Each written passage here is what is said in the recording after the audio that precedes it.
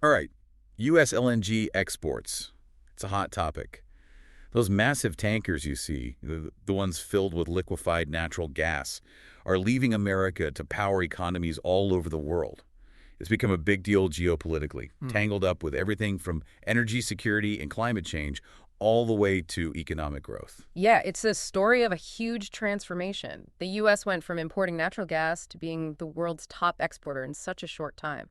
It's making waves in global markets and raising big questions. Exactly. And that's why we're here today to really unpack two big reports that dive into this U.S. LNG world. Okay. We've got the Department of Energy's assessment. It's called Energy Economic and Environmental Assessment of U.S. LNG Exports. Wow, that's a long one. Yeah. And then we've got S&P Global's Major New U.S. Industry at a Crossroads, a U.S. LNG Impact Study Phase 1. That one's more focused on the industry side. Okay, I see. So one's kind of a big picture view and the other's more industry specific. Exactly.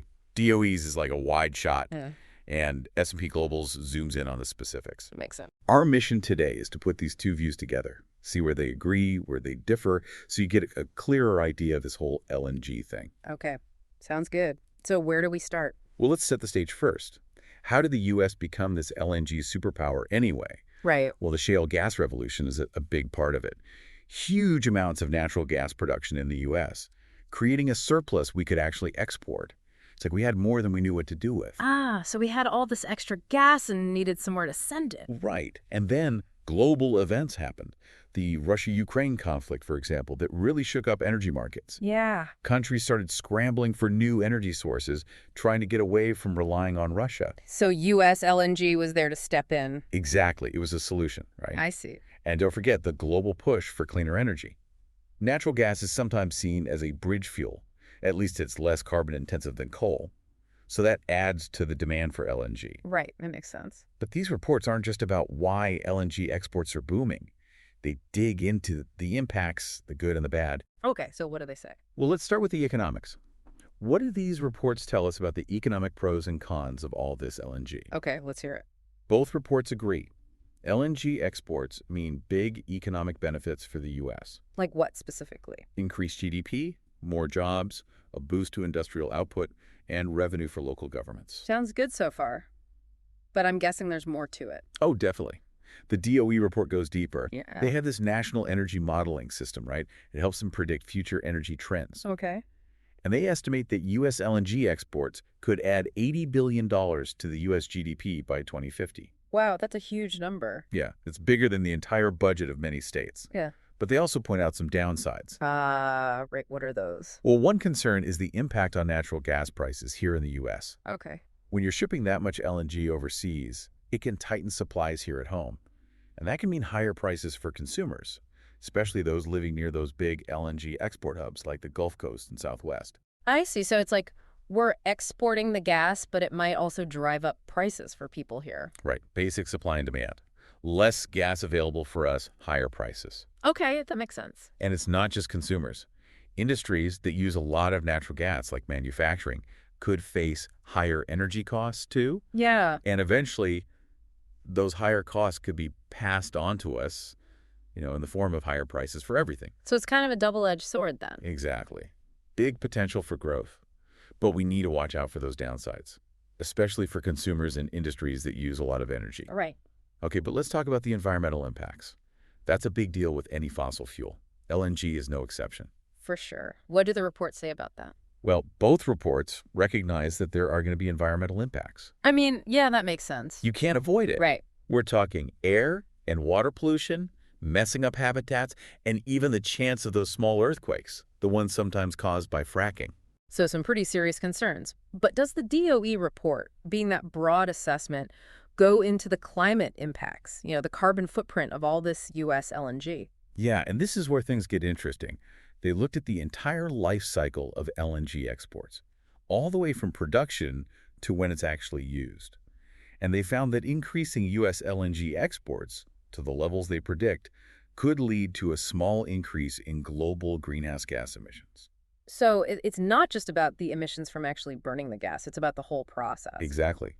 But the DOE also says these numbers can change depending on a lot of factors. Okay, like what? Things like new technologies, policy decisions, and how global energy markets react to more U.S. LNG. So if LNG replaces coal in other countries, Could that actually be good for the climate? That's the idea. Interesting. It's not just how much LNG we export, it's how it's produced, shipped, and used around the world. Makes sense. So what about the S&P Global report? Does it get into these environmental issues too? Yeah, it does touch on those environmental concerns, but remember, it's coming from an industry perspective. Right, right. So while the DOE is looking at all these different policies and technologies, S&P Global is probably focused on what the industry is actually doing to lessen its impact. So DOE might be talking about carbon capture, but S&P Global is looking at things like stopping methane leaks or electrifying production. Exactly. It's about companies trying to be more environmentally friendly. They're feeling the pressure from investors and the public to operate more sustainably. Interesting. So both see the environmental challenges but offer different solutions. One's big picture, the other's more about what companies are actually doing. Yeah. Okay, let's shift gears a bit. Energy security. That's a huge topic now, especially with what's happening in Ukraine. How do these reports see U.S. LNG's role in global energy security? This is where U.S. LNG really shines. Okay. I think both reports would agree. U.S. LNG exports help make the world's energy supply more secure. It gives countries another option besides those maybe unreliable suppliers. Okay. But as always, the DOE report digs deeper. All right, give me the highlights. What does the DOE say about U.S. LNG on the global energy stage? One thing they point out is how flexible U.S. LNG contracts are. Oh, okay. Unlike pipeline gas, which is usually locked into long-term deals going to one place, LNG can go anywhere in the world. Ah, I see. So let's say there's a sudden shortage somewhere. Buyers can redirect those LNG shipments to wherever they're needed most. So it's like a safety net for global energy. Yeah, exactly. If one supplier drops out or a region suddenly needs a lot more energy, U.S. LNG can step in. That seems like a great way to stabilize things and avoid those geopolitical shocks. Exactly. It gives countries more options, so they're not stuck relying on just one supplier, which can be a big geopolitical advantage. Right, makes sense. But the DOE report also points out a downside to this flexibility. Interesting. What's the catch? Well, some buyers are really worried about stable and predictable prices. Okay. LNG prices can be all over the place. They go up and down depending on global supply and demand. Makes sense. So for some countries, especially those on a tight budget, LNG might not be the best choice. So even though U.S. LNG is flexible, it's still at the mercy of global market forces. Right. And if prices get too high, some countries might go for cheaper options, even if they're not as clean or reliable. Exactly. In fact, the DOE report even talks about Pakistan. They were a big LNG importer, but those high, unpredictable prices pushed them away. Now they're using more coal, which obviously isn't great for the environment. It's a tough balancing act, isn't it?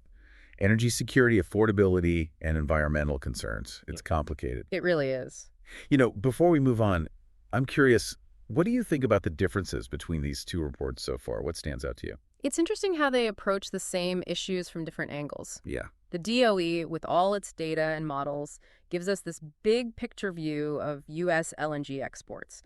They cover the economics, the environment, the geopolitics, but they also admit their models have limits, and the future is uncertain. Right, while the S&P Global report is more focused on what's happening within the industry itself. Right. They're saying, we know the challenges, but here's what we're doing about it. It's more about solutions and action. Exactly. But we can't forget about the people actually living in these communities affected by the LNG boom.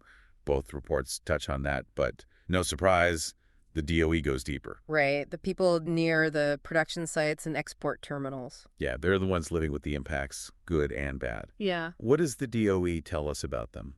They've looked at a lot of research to get a sense of how LNG affects communities. Okay. And they point out the economic benefits, of course, things like new jobs and revenue for local governments, which can be a big deal in struggling areas. But they also talk about the potential downsides, right? It's not all about jobs and money. Definitely not. The DOE report is really focused on environmental justice. They know that minority and low-income communities often end up facing more environmental risks from industrial activity. They're concerned about things like air and water pollution, noise, traffic, all those things that can affect people's quality of life and health. And it's not just the physical impacts. Right. There are social and cultural impacts too, right? Like, how does all this industrial activity change a community? How does it affect how people feel about where they live? Those are important questions, and the DOE report brings those up too. They talk about the possibility of social disruption, people being displaced, and changes to traditional ways of life. Right, especially in those rural communities where the LNG industry is expanding. It's a complicated mix of positive and negative impacts. If we want to make good decisions about U.S. LNG, we have to understand all of that. It's not just about the big economic picture or global politics. It's about the people living in these communities. Yeah, it's a tough balancing act, trying to make sure everyone benefits from the economy to the environment to the people in these communities. It's not easy. It's like a puzzle where every piece affects all the others, Yeah. and there's no single right answer. What works in one place might not work somewhere else. Exactly. And that's why it's so important to have these conversations, to really dig into the details and look at things from different angles. We can't just go with simple answers or sound bites. Yeah, I agree. And even though these two reports have different focuses, they give us a good way to think about the U.S. LNG industry, both the challenges and the opportunities. Right. They help us ask the right questions. Exactly. So as the U.S. LNG industry figures out its next steps, what are some key things we can take away from these reports? Things that can help us understand and talk about this better? Well, first off, we need to remember that U.S. LNG exports aren't all the same. It's a diverse industry with lots of different companies, technologies, and ways of doing things. Okay. And the impacts of LNG, both good and bad, those can be really different depending on where it's happening, how much LNG is involved, and the specific technologies being used. So we can't just lump all LNG together. It's Yeah. not all bad for the climate, and it's not all good for the economy. Exactly. It's more complicated than that. We have to look at the details. And that's where the reports are helpful. They give us a lot of information and insights to make better decisions. Yeah, like the DOE report. They really stress looking at the entire life cycle of LNG, from production all the way to consumption, to see what the real environmental impact is. It's not just about what happens when we burn the gas. Right. You have to think about getting the gas out of the ground, processing it, shipping it. It all adds up. And then there's how LNG affects global energy markets. Right. If it's replacing coal in other countries, that's good for reducing emissions. Right. But if it's just adding to the world's fossil fuel supply, then the climate benefits might not be there. Exactly. And the S&P Global report reminds us that the LNG industry itself is changing. Okay. Companies are putting money into new technologies and practices to be more environmentally friendly and improve their social impact. So they are listening to investors, regulators, and the public. Yeah, they're feeling the pressure to be more sustainable, and that's a key takeaway. The future of U.S. LNG isn't set in stone. Right. It depends on the choices we make as a country and as individuals, the policies we put in place, the technologies we support, the conversations we have about our energy future.